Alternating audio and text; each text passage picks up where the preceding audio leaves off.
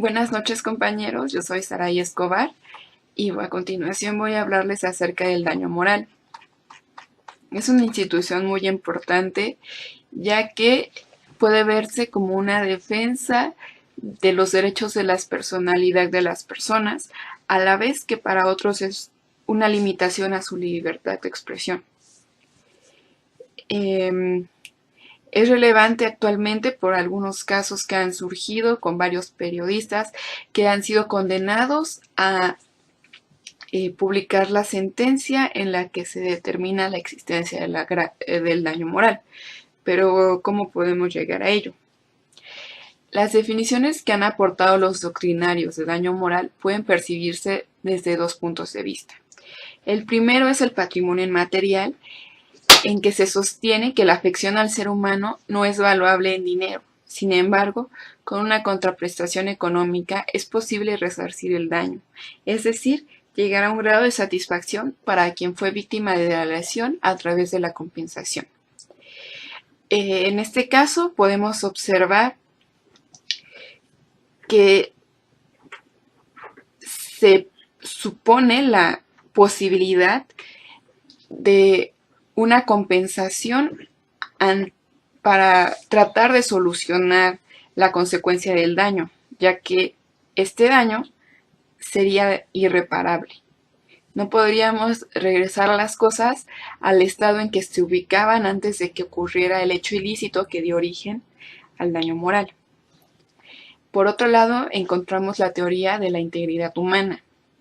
Esta es una postura propuesta por Sabatier, que señaló como daño moral todo sufrimiento humano que no es causado por una pérdida pecuniaria, pudiendo ser un sufrimiento físico, sufrimiento moral, de origen diverso, en el cual la víctima sufre principalmente en su reputación, en su autoridad legítima, en su pudor, en su seguridad, en su amor propio, en su integridad intelectual, en sus afecciones, etc.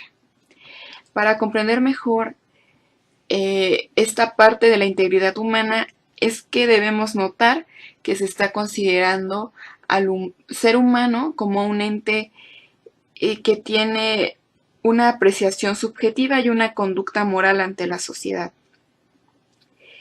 La conducta sí se rige por las máximas morales, pero además de eso debe de hacer una interpretación subjetiva de lo que considera como correcto.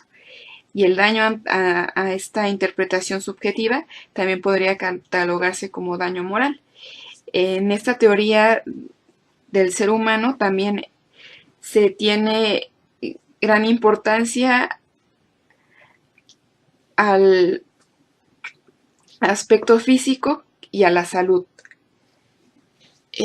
Para comprender mejor el concepto de daño moral debemos de también poner atención al concepto que de patrimonio moral expresa Gutiérrez y González. El patrimonio moral consiste en los bienes constituidos por determinadas proyecciones físicas o psíquicas del ser humano, relativas a su integridad física y mental, que les atribuye para sí o para algunos sujetos de derecho y que son individualizadas por el ordenamiento jurídico.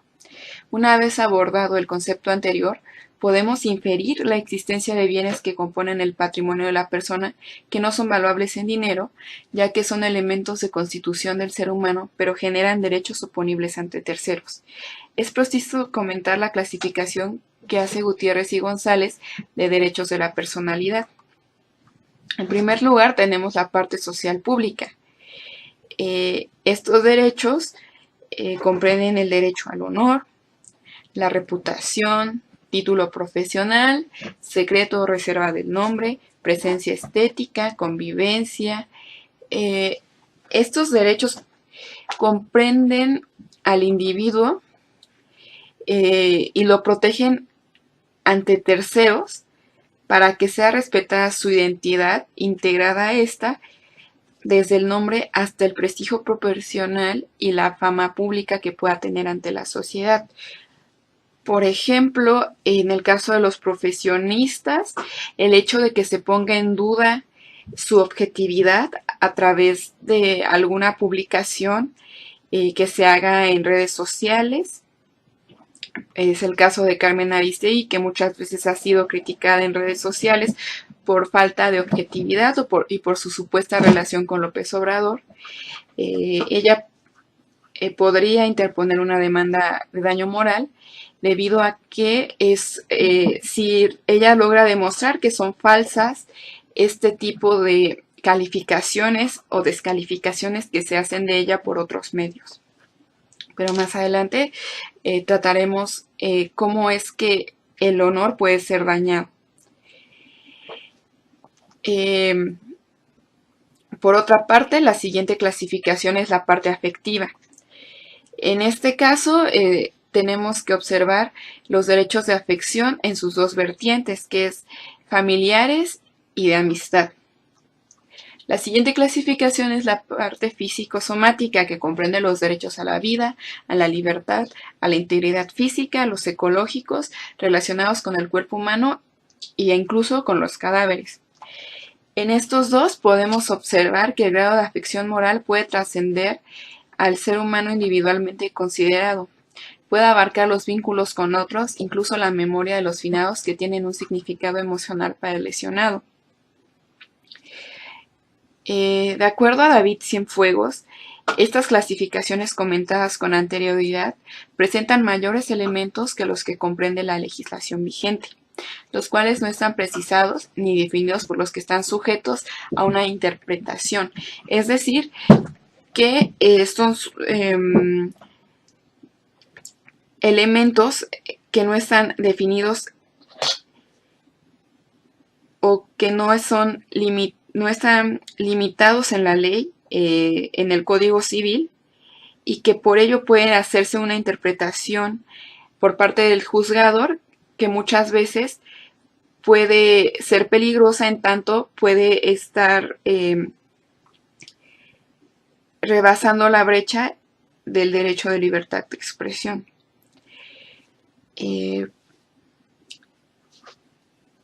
Bueno, a continuación vamos a comentar la definición legal de daño moral. La definición legal de daño moral se consigna en el artículo 1916 del Código Civil del Distrito Federal y a la letra versa. Por daño moral se entiende la afección que una persona sufre en sus sentimientos, afectos, creencias, decoro, honor, reputación, vida privada, configuración y aspectos físicos, o bien en la consideración que de sí misma tienen los demás. Se presumirá que hubo daño moral cuando se vulnere o menoscabe ilegítimamente la libertad o la integridad física o psíquica de las personas. En primer lugar, tenemos que extraer de esta definición lo que corresponde a los sentimientos y afectos. Aquí hay una alteración sustancial en la relación con otra persona que es estimada o que formaba parte del núcleo familiar más cercano. Para que se configure el daño, debe de haber una alteración sustancial en la relación con otra persona que tiene una implicación emocional importante para el sujeto lesionado. El siguiente elemento o el siguiente es las creencias. En este caso se vulnera la libertad de culto o es censurada injustificadamente alguna actividad religiosa. Por ejemplo, cuando se ha descalificado a los musulmanes al decir que en razón de sus creencias ellos cometen atentados terroristas, y entonces se hace una campaña de desprestigio en contra de los miembros de esta religión. El siguiente elemento es el decoro. El decoro es la percepción del buen comportamiento que tenemos. En este caso, se debe de alterar esa percepción de manera en que ya no puedan ser correctamente ejecutados ciertos actos o que se corrompa esa percepción que tiene el individuo de las conductas que son correctas o socialmente aceptadas. El siguiente punto es el honor. El honor es el respeto que se tiene de las cualidades morales de una persona, pero más adelante le daremos un tratamiento más abundante. La reputación es la opinión o idea que se tiene por parte de la sociedad acerca de una determinada persona. La vida privada. La vida privada es la intimidad con la que contamos para realizar actividades habituales en el núcleo familiar o social que no sean o que no se desean ser compartidas a terceros. Para aclarar más este último concepto, se puede atender a lo dispuesto en la Ley de Personalidad Civil, en la Ley de Responsabilidad Civil para la protección del derecho a la vida privada. El honor y la propia imagen personal. Esta ley fue publicada en el año del 2006, atendiendo a las demandas de un sector de la población que manifestó estar en indefensión ante las publicaciones periodísticas que le ocasionaban mala fama, por lo que se consideró una limitante a la libertad de expresión.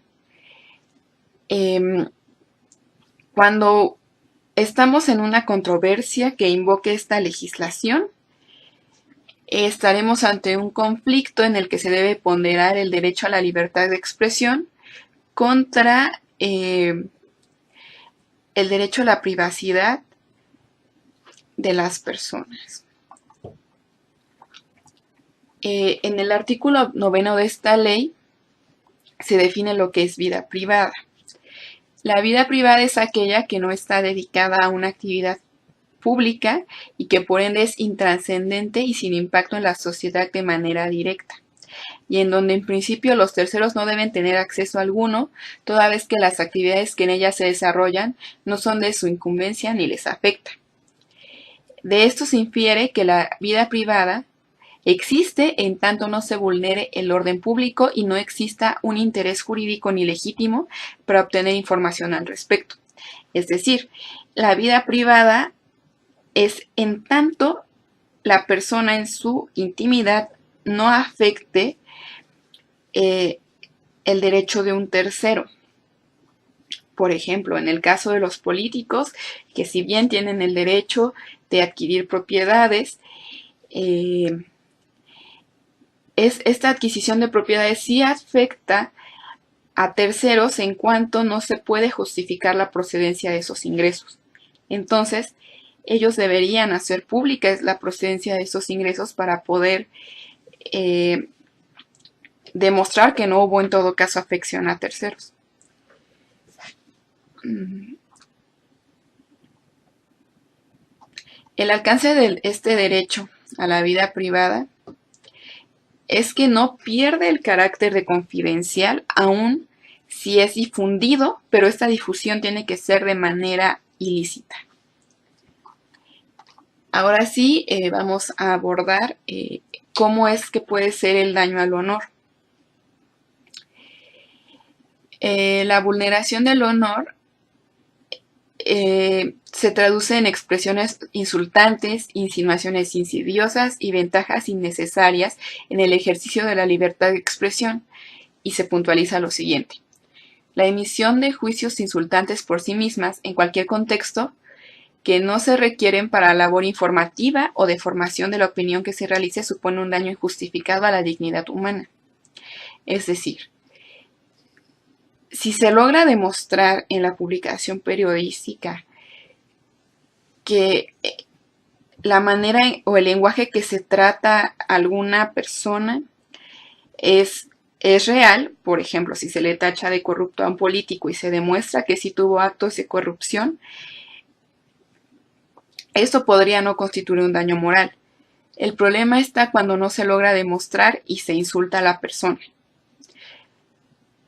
Como ya habíamos comentado en el caso de Carmen Aristegui, que se le ha descalificado de que no es objetiva y que no se ha podido demostrar que tenga vinculación con algún político o con algún empresario para emitir o para publicar las cosas que ella difunde en radio o en medios escritos. En particular, esta disposición queda sujeta a interpretación, ya que el hecho de que la difusión de la información tenga la finalidad de contribuir a la labor informativa, solamente puede determinarlo el periodista que construyó el artículo. Es muy difícil que el juzgador logre demostrar que el periodista no tenía esta finalidad. Además de ello, la intención de ofender al divulgar la información es un criterio también bastante difícil de demostrar, porque esa intención es conducida por una decisión interna del individuo que no se va a ver reflejada en el artículo periodístico. También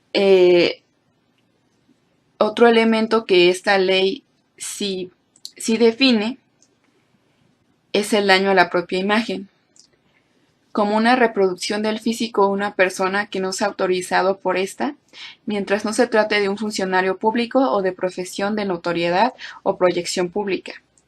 Es permitido que sean grabadas en la realización del acto público las personas referidas con anterioridad, es decir, pues los personajes públicos, y que de ellas se elaboren caricaturas. Por ejemplo, en un acto público del presidente es posible que él sea grabado, que sea reproducida su imagen, que se haga alguna caricatura de él.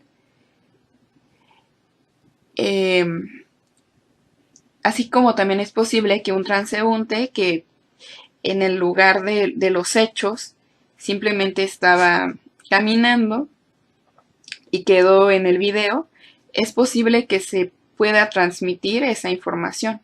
No estarías cayendo en el supuesto de daño moral si simplemente te graban pasando por la calle.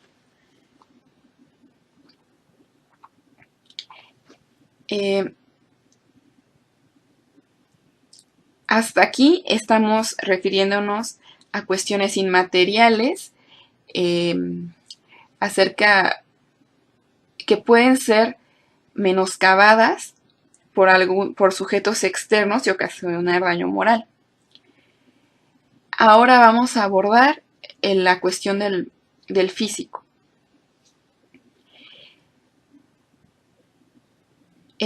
Antes de ello es importante puntualizar que en el artículo 6 de la ley que estuvimos analizando, los derechos de personalidad son inalienables, imprescriptibles, irrenunciables, inembargables, y se extiende el derecho para las personas morales en tanto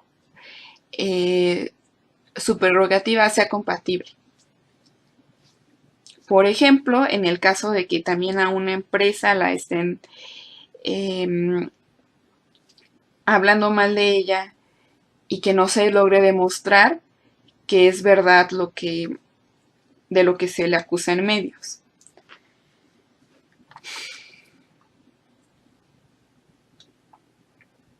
Ahora sí vamos a tratar la parte del aspecto físico. En este caso es una afección tangible y el bien lesionado es el cuerpo humano. En el Código Penal del Distrito Federal podemos observar que la protección del bien se concentra principalmente en la salud. Y además se contempla un elemento que no se había consignado en la legislación civil, que es el desarrollo psicosexual. Y en este caso, la indemnización, en el caso de que se afecte el desarrollo psicosexual, por ejemplo, hay una jurisprudencia de la Corte que habla acerca del desfloramiento en menores, que hay una grave afectación en su desarrollo psicosexual que es irreparable.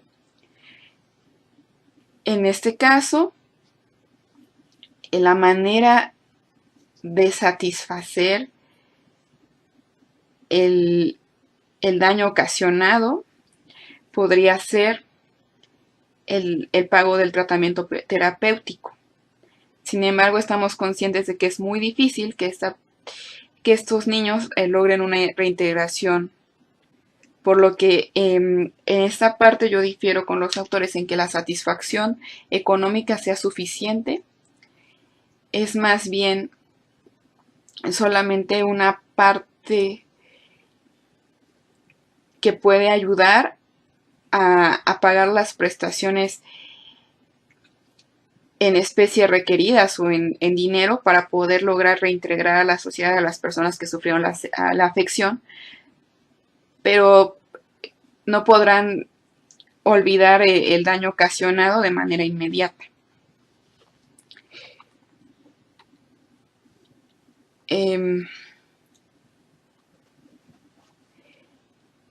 Hay elementos de verificación para poder estar seguros de que existe el daño moral. La Corte, en la jurisprudencia daño moral caso en que se causa, se observan dos momentos. El primero es la conducta. La conducta que tiene que cometer un tercero es distorsionar la versión que una persona autoriza para publicarla con respecto a su vida, al atribuirle actos, conductas o preferencias consideradas como ilegales o violatorias de los valores de la sociedad. Aquí es importante notar el elemento de que pueden ser violatorias de los valores de la sociedad. No simplemente incluye violatorias al orden normativo. Por ejemplo, si en una sociedad conservadora, como lo puede ser México, en muchas de las ocasiones, se difunde que cierto artista tiene preferencias homosexuales y él considera que es contrario a los valores de la sociedad, puede iniciar una demanda por daño moral. Pero esto siempre va a depender de la cosmovisión y de la percepción moral que tenga cada sociedad. El segundo efecto que puede observarse en esa jurisprudencia es que debe causar un dolor cierto y actual a consecuencia del desprestigio y al quedar expuesta a las críticas de la sociedad. Es muy importante notar esto, que cuando se dice que alguna persona está cometiendo una conducta contraria a lo socialmente aceptado, inmediatamente es descalificada por el resto de la sociedad. Entonces es muy importante dar un tratamiento muy puntual para que no haya prejuicios innecesarios y que una persona tenga un daño irreparable ante la imagen que pueda tener ante la sociedad, porque eso no se puede resarcir con ninguna contraprestación económica. Ya con los elementos que hemos analizado previamente, podemos construir la siguiente definición propia. El daño moral es una afección al ser humano que lesiona en su integridad física, psicológica y la concepción que se tiene de él en un entorno social, así como su apreciación subjetiva de lo que es una conducta adecuada a las buenas costumbres y sus creencias religiosas. Los bienes jurídicamente tutelados por esta figura no forman parte del comercio ni son valuables en dinero.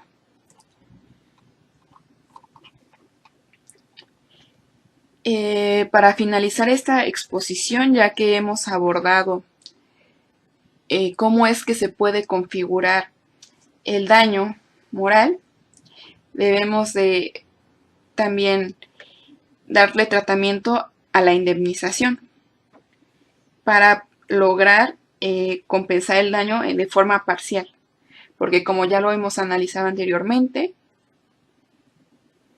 este daño o esta mala imagen que se genera en la sociedad del individuo es irreparable.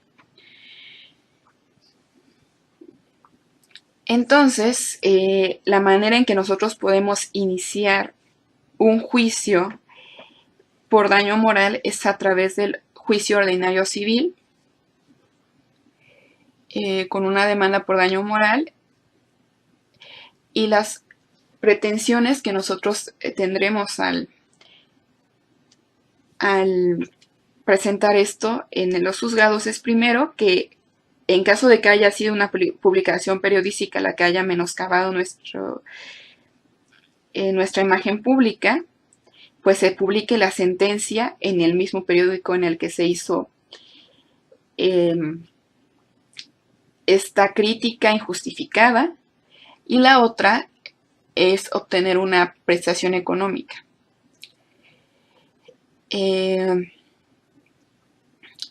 Bueno, vamos a comentar cómo es posible que exista la reparación del daño.